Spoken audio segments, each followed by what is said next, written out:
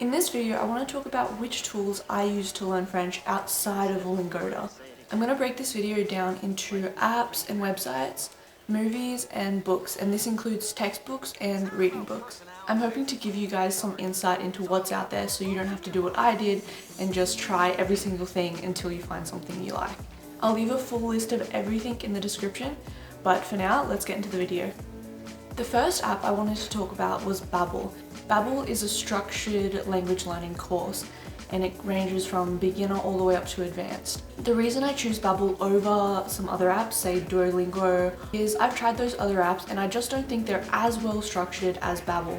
Yes, you might want to go for something that's free, but Babbel, for instance, it's only $9 a month or so, and that $9 a month versus free, you're paying for that quality content. The next app I wanted to talk about is Anki, and I'm sure you've heard of this one, so I don't want to go into too many reasons about why you should pick it. Me personally, I chose it because it just has a lot more functionality than say Quizlet or one of those other flashcard apps. But at the end of the day, just use any old flashcard app if you want to, as long as you're getting that vocab memorized, then it's fine. And with Anki, there's loads of great decks you can download online, but I do kind of like making my own decks, especially when I pick up a word that I don't know when I'm reading, and I just put it in my Anki app, and it's really quick as well. The third app on my list is called HelloTalk, and this one is a language exchange app, which I really love. It's 100% the best language exchange app out there. I've tried some of the other ones, and they're just not well done at all, confusing, a lot of ads in them. This one, there is like a premium version you can pay for, but it doesn't mess with any of the actual content. HelloTalk is really great because there's so many people out there who are willing to help and who want to learn English while you learn French. Next up is YouTube, and if you're watching this, you probably already use YouTube. What I suggest doing is making a second YouTube channel, dedicating it only to French. This is what I've done, and I'm not allowed to subscribe to anything that isn't French on my French YouTube channel. And this just allows me to not procrastinate when I want to look at French YouTubers. So I still can't really watch French vloggers that much because they just talk so fast and I'm just not at that level yet. So I still suggest watching Inner French, who also has a podcast, but he only has like the top 30 episodes on his YouTube. So I suggest watching all of his podcasts on Spotify, where he has almost 100. So aside from Inner French, there's also Learn French with Vincent. He is just so funny. He started doing this series where he talks while he plays video games.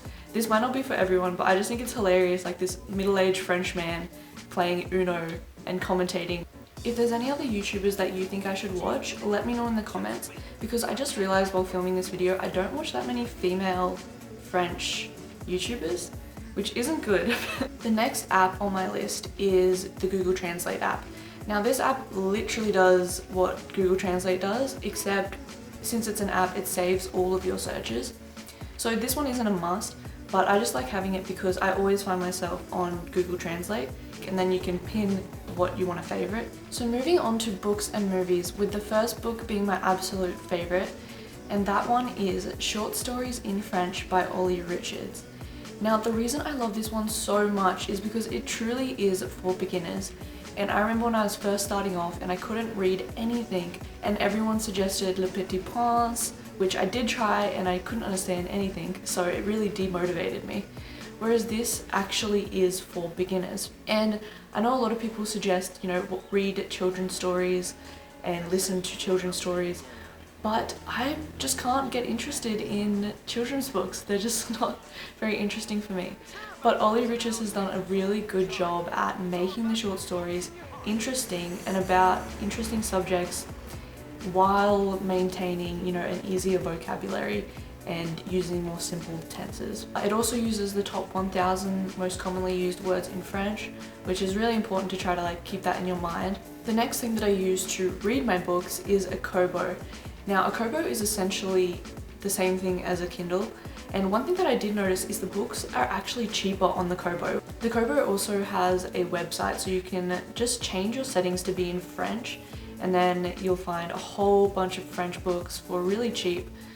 Also, another cool thing when you get the Kobo is they give you a whole bunch of free books and credits and all this free stuff. And I've managed to download a whole bunch of French books for $1, $2 each, such as The Little Mermaid in French, So I'll list out a few books that I do have on my Kobo. The next book or series of books that I would suggest is the Practice Makes Perfect series. Now I absolutely love these guys. I've only got 2 of their books, which is Basic French, which I highly suggest if you're a beginner. It's helped me so much. I think it's because they have so many exercises. They have over 300 exercises, which drills into the vocab and the grammar that you're trying to learn. But I also have the French sentence builder, which I don't suggest if you're a beginner because it's very intermediate. Let me know if you've tried a different book from Practice Makes Perfect, because I want to get another of their grammar books or another one of their exercise books, because I just find them so well done. Don't write it in the actual exercise book, just get another book separate and write all your answers in the other book so that you can reuse the exercises a few times. Also, if you ever want to like sell your books, if you don't have a whole bunch of scribble written in them, then that's great too. And for grammar books, I actually use English Grammar for French Students by Jacqueline Morand. The reason I love this one is it has the English equivalent or example next to the French one, and it actually taught me a lot about the English grammar system and structure, which I didn't actually know, because when you're learning a language as you're growing up, you don't really remember why something is the way it is. And when you're learning a new language as an adult, you have to learn all the structures and the reasoning behind it, whereas you don't really question your own language. So I suggest just having one grammar book that has all of the possible rules in it. And what I did is I just took a highlighter and I went through and I highlight all the ones that I see regularly or that I kind of struggled with. Sometimes when you're looking up online, there's just not a comprehensible answer and you need it written out properly in a grammar book to explain it for you. So when it comes to watching movies or series, I really struggle because everyone always said to me, oh, if you're a beginner, just watch French with English subtitles, which I absolutely hate, because every time I watch a movie or a series in French with English subtitles, I feel like I'm not practicing French at all and I'm just reading in English. I suppose you're listening to French, but I don't know how much I've been listening to French while I'm just reading the subtitles. And if you can't really understand that much, that's okay. You don't have to understand 100% of what they're saying, because the good thing about movies is there's context and your brain can fill in a lot of what they're trying to say, especially if you're English, because there's so many words that we share with French. I highly suggest to watch movies that aren't fast-paced.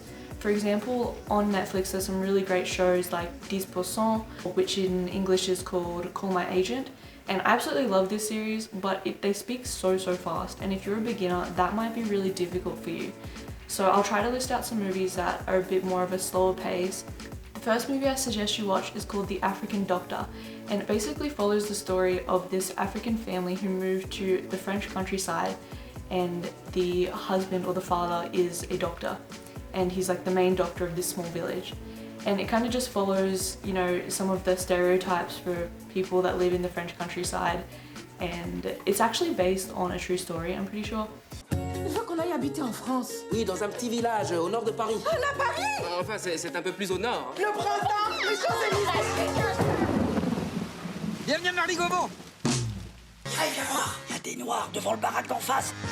Qui est con, lui. The next movie I suggest is called La Belle Époque, and I actually watched this one in the cinema recently. It basically follows this man who's going through a struggling marriage, and he pays to go on a set to replicate a time in his life when his marriage was better. Si vous deviez revivre une époque, vous choisiriez laquelle? La préhistoire. J'ai couché encore avec ma femme. Moving on to the next one is Nothing to Hide, which is a suspenseful drama. And the reason I really like this one is because they managed to film pretty much the entire movie in one apartment. It's about a group of people who decide to basically go through each other's phones if a notification pops up. Top, on a un message. Je veux ton corps. Bah, c'est qui? The next one is called A Bag of Marbles, and this one's actually come out pretty recently, 2017, and it's about 2 young Jewish boys in France trying to escape to the south as the Nazis invade from the north. So if you enjoy World War II movies, then you will love this one. I think it's interesting to see how the French government and the French people reacted to the Nazis invading, and they kind of wanted to push out the Jews back to Germany so that they stopped getting invaded by Germany. Vous allez me jurer que jamais vous direz à qui que ce soit que vous êtes juif. Promis. The next movie I suggest is called See You Up There. Now, this movie is about an artist who becomes seriously injured in World War II and the story of how him and his friend carry on after they finish in the war. So this one's really good as well. It's not so much based during the wartime, it's more based afterwards and follows, like I said, the artist's journey. Pour en avoir profité. Je ne veux pas être éclaboussé par vos combines. Parle d'affaires, pas de vertu. Vous êtes tous condamnés à mort. The last movie I suggest is called The Chorus, and this was made I think in 2004, and I'm pretty sure this movie is quite famous. It's about a boys' boarding school and a teacher who allows the children to grow into themselves by singing, and it really follows the struggle of the young boys in the boarding school, getting bullied, attacked, how this new teacher helps them instead of just punishes them for things they do wrong.